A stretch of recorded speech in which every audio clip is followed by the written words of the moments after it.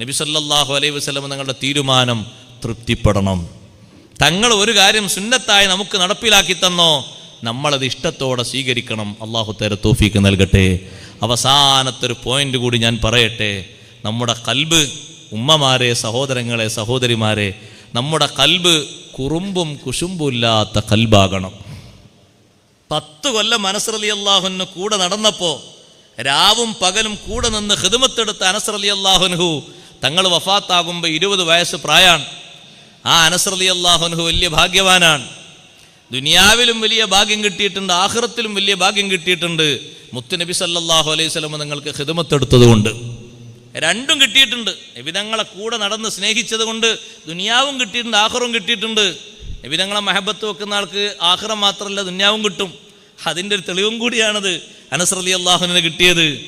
ആ അനസ് റളിയല്ലാഹു അൻഹുവിനെ വിളിച്ച് ഒരിക്കൽ അല്ലാഹുവിൻ്റെ റസൂൽ സ്വല്ലല്ലാഹു അലൈഹി വസല്ലം പറഞ്ഞു, അനസേ, നിങ്ങൾക്ക് കഴിയുമോ? ഇന്നക ഇൻ തഖ്ദിർ അൻ തുസ്ബിഹ വലൈസ ഫീ ഖൽബിക ഗിശ്ശുൽ ലിഅഹദ്. നേരം വെളുത്ത് നിങ്ങൾ പുറത്തിറങ്ങുമ്പോ ആരെ കണ്ടാലും നിങ്ങളെ മനസ്സിൽ ഒരു കുശുമ്പുണ്ടാകരുത്, ഒരു കുറുമ്പുണ്ടാകരുത്. മുന്നിൽ ഒരാളെ കാണുമ്പോ അയാളെ പറ്റിയുള്ള ഏത് ചിന്തയാ വരുന്നത്? പ്ലസ് ആണോ മൈനസ് ആണോ? അനുകൂല ചിന്ത വരണം, പ്രതികൂല ചിന്ത വരരുത്. എത്ര കറയുള്ള ആളാണെങ്കിലും അയാൾക്കും ഒരു നല്ല സ്വഭാവം ഉണ്ടാകൂലേ? അതാണ് മനസ്സിൽ വരേണ്ടത്. അങ്ങനെ കഴിയുമോ അനസേ?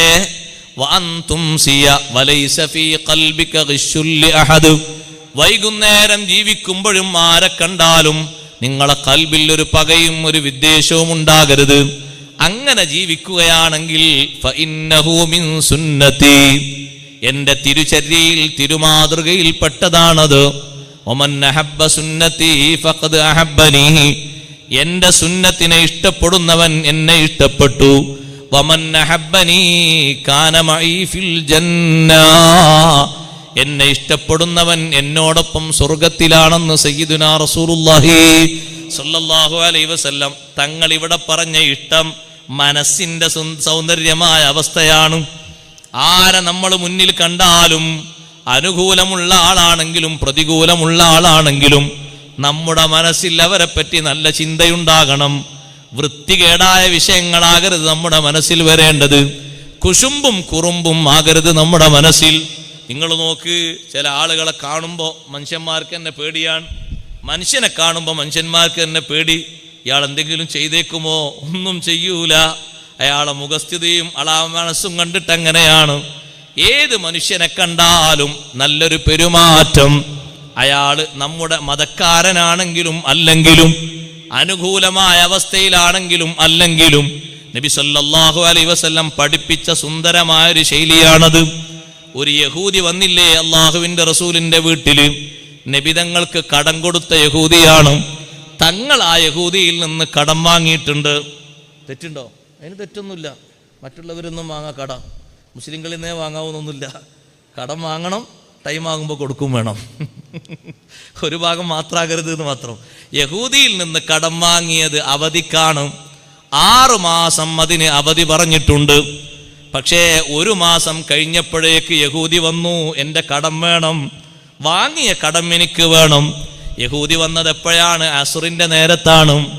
വീട്ടിൽ വന്നിട്ട് പറഞ്ഞു, എനിക്ക് എന്നിൽ നിന്ന് വാങ്ങിയ കടം വേണം. നബി സല്ലല്ലാഹു അലൈഹി വസല്ലം പറഞ്ഞു, ഞാൻ അവധിക്കാണല്ലോ വാങ്ങിയത്, എൻ്റെ കയ്യിൽ നിങ്ങൾക്ക് തരാൻ ഒരു ദിർഹമും ഒരു ദീനാറും ഇല്ല. 6 മാസത്തെ അവധിയല്ലേ പറഞ്ഞത്. യഹൂദി പറഞ്ഞു, എനിക്കതൊന്നും കേൾക്കണ്ട, എനിക്കിപ്പ കിട്ടണം. നബി സല്ലല്ലാഹു അലൈഹി വസല്ലം നിങ്ങൾ പറഞ്ഞു, ഇപ്പം എൻ്റെ കയ്യിൽ തരാനൊന്നുമില്ല, ഇനി എൻ്റെ കയ്യിൽ കാശ് വരുമ്പോൾ ഞാൻ നിങ്ങൾക്ക് തരും. യഹൂദി പറഞ്ഞു, കിട്ടിയിട്ടേ ഞാൻ ഇവിടുന്ന് പോകുള്ളൂ. നമ്മളാണെങ്കിൽ എന്തായിരിക്കും പ്രതികരണം പറയാം?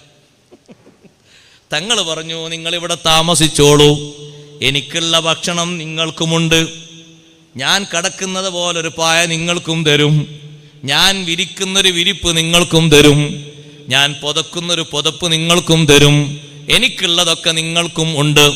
നമ്മൾ ശരിക്കും ശ്രദ്ധിക്കണം, മനസ്സിലാക്കണം. നബി സല്ലല്ലാഹു അലൈഹി വസല്ലം തങ്ങളെ കാണാൻ വേണ്ടി അന്ന് മഗ്രിബിന് പള്ളിയിൽ കുറച്ചാളുകൾ വന്നു. മഗ്രിബ് നിസ്കാരം കഴിഞ്ഞിട്ട് തങ്ങളെ ഒന്ന് കാണാൻ വേണ്ടിയാണ് അവർ കാത്തിരുന്നത്. പക്ഷേ നിസ്കാരം കഴിഞ്ഞ ഉടനെ നബി സല്ലല്ലാഹു അലൈഹി വസല്ലം മുഖം കൊടുക്കാതെ പെട്ടെന്ന് റൂമിലേക്ക് കയറി. അപ്പൊ അവർ വിചാരിച്ചു ഇശായിന്റെ ശേഷം കാണാമെന്ന്. ഇശാ നിസ്കാരം കഴിഞ്ഞും ദിക്റും ദുആവും കഴിഞ്ഞ് പെട്ടെന്ന് റൂമിലേക്ക് കയറി. തങ്ങൾ മുഖം കൊടുക്കുന്നില്ലല്ലോ, എന്താ ഇപ്പം നിന്നൊരു തിരക്ക്? മഗ്രിബിനും ആർക്കും മുഖം കൊടുത്തില്ല. ഈ വന്ന ആൾക്കാർ കുറേ നേരം കാത്തു നിന്നു. ഇശായിനും ഇവർക്ക് മുഖം കൊടുത്തില്ല. തങ്ങൾ വേഗം കയറി. എന്നാ പിന്നെ സുബഹിൻ്റെ ശേഷം സാധാരണ 1 മണിക്കൂർ 1.5 മണിക്കൂറൊക്കെ സാധാരണ കാണാനും സംസാരിക്കാനൊക്കെ നേരം ഉണ്ടാകാറുണ്ട്. ദർസ് കഴിഞ്ഞാൽ, ക്ലാസ് കഴിഞ്ഞാൽ മദീനത്ത് പതിവ് അങ്ങനെയാണ്. കുറേ ആളുകൾ പല ഭാഗത്തുനിന്നും വന്നിട്ടുണ്ടാകും. അവരെ വിഷയങ്ങളൊക്കെ കേൾക്കും. ഒരു പക്ഷേ തങ്ങൾ അവരെ വീട്ടിലേക്ക് പോകേണ്ട ആവശ്യങ്ങളാണെങ്കിൽ, രോഗിയെ കാണാനാണെങ്കിൽ പോകും. വേറെ എന്തെങ്കിലും നിർവഹിച്ചു കൊടുക്കാനാണെങ്കിൽ പെട്ടെന്ന് ആളുകളെ ഏൽപ്പിക്കും, പരിഹാരം ഉണ്ടാക്കും. സുബഹിക്ക് കാണാൻ പറ്റുമെന്ന് കരുതി ഈ വന്ന ആൾക്കാർ സുബഹി വരെ കാത്തിരുന്നു. സുബഹി നിസ്കാരം കഴിഞ്ഞിട്ടും ദിക്റും ദുആവും കഴിഞ്ഞ് തങ്ങൾ പെട്ടെന്ന് പോയി. ഒരാൾക്കും മുഖം കൊടുത്തില്ല. അന്ന് പള്ളിയിൽ ദർസ് വരെ നടന്നില്ല. ഉമർ റളിയല്ലാഹുവിന് ആശങ്ക, പടച്ചോനെ എന്താ അങ്ങനെ ഉണ്ടായത്? സാധാരണയിൽ നിന്ന് എതിരാണല്ലോ ഇത്. സാധാരണ ആരെങ്കിലും വന്നാൽ അവരെ കണ്ടിട്ടാ തങ്ങൾ പോകാറുള്ളത്. ഇത് ദൂരത്തുനിന്ന് ആളുകൾ വന്നിട്ടും മുഖം കൊടുക്കാതെ തങ്ങൾ ഈ 3 വക്തിലും എഴുന്നേറ്റ് പോയല്ലോ. ഉമർ റളിയല്ലാഹുവിന് പിന്നാലെ വീട്ടിലേക്ക് പോയി. അപ്പോഴാണ് വീട്ടിൽ നിന്ന് കയറി ചെല്ലുന്ന ആദ്യത്തെ റൂമിൽ തന്നെ ഒരു ഭാഗത്തുണ്ട് യഹൂദി കിടക്കുന്നു. അദ്ദേഹം പായയിൽ ഇങ്ങനെ എഴുന്നേറ്റിരിക്കുന്നുണ്ട്. നബി സല്ലല്ലാഹു അലൈഹി വസല്ലം സുബഹി നിസ്കാരം കഴിഞ്ഞ് വീട്ടിലെത്തിയതാണ്. ഉമർ റളിയല്ലാഹു അൻഹു അദ്ദേഹത്തെ ഒന്നിങ്ങനെ തോണ്ടി, നിനക്കെന്താ ഇവിടെ പണി? നീ വന്നത് കൊണ്ടാണ് മഗ്രിബിനും ഇശായിനും സുബഹിക്കൊന്നും ഞങ്ങൾക്ക് മുഖം തരാതെ, സുബഹിന്റെ ശേഷമുള്ള ദർസ് കൂടി നടക്കാതെ, വന്ന ആളുകളോട് സംസാരിക്കാതെ തങ്ങൾ പെട്ടെന്ന് തന്നെ എഴുന്നേറ്റ് വന്നത്. എന്താ നിനക്കിവിടെ പണി എന്ന് ഉമർ റളിയല്ലാഹു അൻഹു ചോദിക്കുമ്പോൾ അപ്പുറത്തെ റൂമിൽ നിന്ന്, അടുക്കള ഭാഗത്തുനിന്ന് നബി സല്ലല്ലാഹു അലൈഹി വസല്ലം പറയുന്നുണ്ട്, ഉമറേ ദാക ലൈഫി അക്രിംഹു, അതെന്റെ ഗസ്റ്റാണ്, എൻ്റെ അതിഥിയാണ്, ബഹുമാനിക്കണം, വേദനിപ്പിക്കരുത്. നിങ്ങൾ ചോദിച്ചിട്ടും തോണ്ടിയിട്ടും അയാളെ മനസ്സ് വേദനിപ്പിക്കരുത്. എൻ്റെ വീട്ടിൽ ഇന്നലെ വിരുന്നിനെത്തിയ വിരുന്നുകാരനാണ്. ഇത് മുസ്ലിമല്ല സഹോദരങ്ങളെ, യഹൂദിയാണ്. എൻ്റെ വീട്ടിലെത്തിയ വിരുന്നുകാരനാണ്, ബഹുമാനത്തോടെ പെരുമാറണം. ഉമർ റളിയല്ലാഹു അൻഹു ഒരു ഭാഗത്ത് മാറി നിന്നു. അപ്പം എന്തിനാ നബി സല്ലല്ലാഹു അലൈഹി വസല്ലം പെട്ടെന്ന് പോയത്? പള്ളിയിൽ കുറെ നേരം നിൽക്കുമ്പോൾ ഈ വന്ന ഗസ്റ്റിനെങ്ങാനും തോന്നിപ്പോയാലോ, ഞാനിവിടെ വന്നിട്ടാണ് തങ്ങൾ അവിടെ സമയം നീക്കുന്നത്, ഞാനിവിടെ വന്നിട്ടാണ് തങ്ങൾ അവിടെ കൂടുതൽ നേരം ചെലവഴിക്കുന്നത് എന്ന് എൻ്റെ അതിഥിക്ക് തോന്നരുത്. അയാളെ മനസ്സിൽ അങ്ങനെ ഒരു വിഷമം ഉണ്ടാകരുത്. എന്നെപ്പറ്റി അങ്ങനെ ഒരു ചിന്ത ഉണ്ടാകരുത്. എന്നെ പറ്റിയിട്ട് ഞാനിവിടെ വന്ന് ഇവിടെ നിന്നത് കൊണ്ടാണ് കൂടുതൽ നേരം പള്ളിയിൽ അങ്ങനെ നേരം കളയുന്നത് എന്ന ചിന്തയുണ്ടാകരുത് എന്ന് കരുതിയിട്ട് നബി സല്ലല്ലാഹു അലൈഹി വസല്ലം ആ അതിഥിയോട് കാണിച്ച ബഹുമാനം. ളുഹാന്റെ നേരമായപ്പോൾ യഹൂദി പറഞ്ഞു, ഞാൻ പോവുകയാണ്. അല്ല, നിങ്ങൾ പോവുക, നിങ്ങൾക്ക് കാശ് വേണ്ടേ? നിങ്ങൾ തരാനുള്ള കടത്തിന് വേണ്ടി വന്നത്, ഞാൻ തരാനുള്ള കടം വീട്ടാൻ വേണ്ടി വന്നതല്ലേ? ഇപ്പം എൻ്റെ കയ്യിലൊന്നും കിട്ടിയിട്ടില്ല, കിട്ടുമ്പോൾ തരാന്നല്ലേ പറഞ്ഞത്? അദ്ദേഹം പറഞ്ഞു, അല്ലാഹുവിൻ്റെ റസൂലേ, ഞാൻ വലിയ സമ്പന്നനാണ്, പണം ആവശ്യമുണ്ടായിട്ട് വന്നതല്ല, തങ്ങളെ ഒന്ന് വീക്ഷിക്കാനും പരിശോധിക്കാനും പഠിക്കാനും വന്നതാണ്. എനിക്കത് ബോധ്യപ്പെട്ടു, ഞാനത് ചിന്തിച്ചു മനസ്സിലാക്കി. അഷ്ഹദു അല്ലാ ഇലാഹ ഇല്ലല്ലാഹ് വഅഷ്ഹദു അന്ന മുഹമ്മദുർ റസൂലുള്ളാഹ്. തൗറാത്തിൽ തങ്ങളെ വിശേഷണം ഞാൻ വായിച്ചിട്ടുണ്ട്. ലൈസ ബിഫള്ളിൻ വലാ ഗലീൽ വലാ സഖാബിൻ ഫിൽ അസ്വാഖ്. പരുഷ സ്വഭാവക്കാരനല്ല, കടുത്ത മനസ്കനല്ല, വിട്ടുവീഴ്ച ചെയ്യുന്ന ആളാണ്, അങ്ങാടിയിൽ അപശബ്ദമുണ്ടാക്കുന്ന ആളല്ല, വളരെ സാധുവായി വളരെ പക്വമായ രീതിയിൽ സംവദിക്കുന്ന ആളാണ്. ഞാനിവിടെ എൻ്റെ അവകാശം ചോദിച്ചു വന്നിട്ടും എന്നെ തങ്ങൾ മാനിച്ചതും എന്നെ തങ്ങൾ ബഹുമാനിച്ചതും, എനിക്ക് വേണ്ടി സ്വഹാബത്തിന് പോലും മുഖം കൊടുക്കാതെ പെട്ടെന്ന് പള്ളിയിൽ നിന്ന് തങ്ങൾ വന്നതും അതെന്റെ മനസ്സിനെ വല്ലാതെ സ്വാധീനിച്ചു. അങ്ങയുടെ ഈ ഒരു പെരുമാറ്റം എൻ്റെ മനസ്സിനെ വല്ലാതെ സ്വാധീനിച്ചു. അനുഭവിച്ചറിയാൻ വേണ്ടി വന്നതാണ്. അഷ്റഫുൽ ഖൽഖ് റസൂലുള്ളാഹി സ്വല്ലല്ലാഹു അലൈഹി വസല്ലം ആ നല്ല മനസ്ഥിതി കൊണ്ടാണ് സഹോദരങ്ങളെ മാറ്റങ്ങൾ മുഴുവനും വരുത്തിയത്. ഞാൻ എൻ്റെ ഉപ്പമാരോട്, ഉമ്മമാരോട്, കൂട്ടുകാരോട്, കൂട്ടുകാരികളോടൊക്കെ പറയട്ടെ, നിങ്ങളെ കൂട്ടുകാരൻ, നിങ്ങളെ അയൽക്കാരൻ, സ്വന്തക്കാരൻ, ഇണയായിട്ടുള്ള ഭാര്യ അല്ലെങ്കിൽ ഭർത്താവ്, രണ്ടും ഇണയല്ലേ, ഏതെങ്കിലും തരത്തിൽ മാറ്റമുണ്ടെങ്കിൽ അവരെ മനസ്സാണ് മാറ്റേണ്ടത്.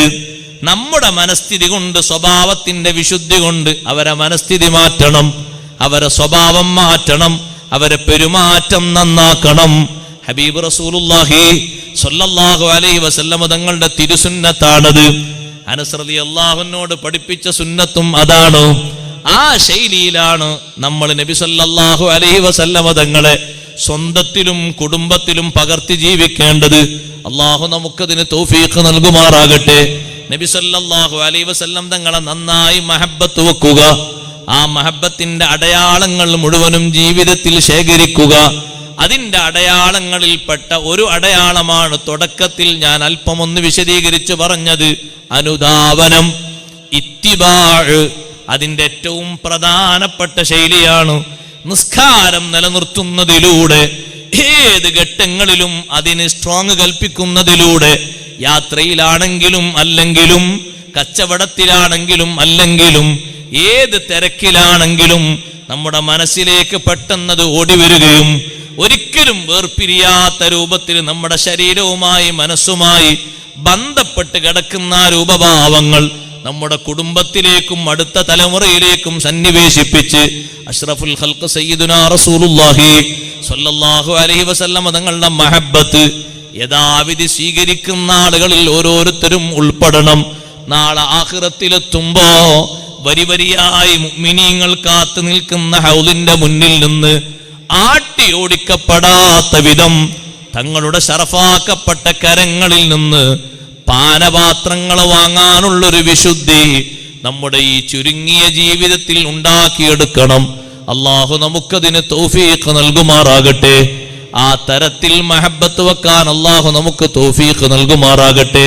നമ്മുടെ മനസ്സിലും ശരീരത്തിലും പ്രവർത്തനത്തിലും അതിനു വേണ്ടിയുള്ള എല്ലാ കാര്യങ്ങളും ഉണ്ടാക്കിയെടുക്കാൻ നമ്മുടെ ഭാഗത്ത്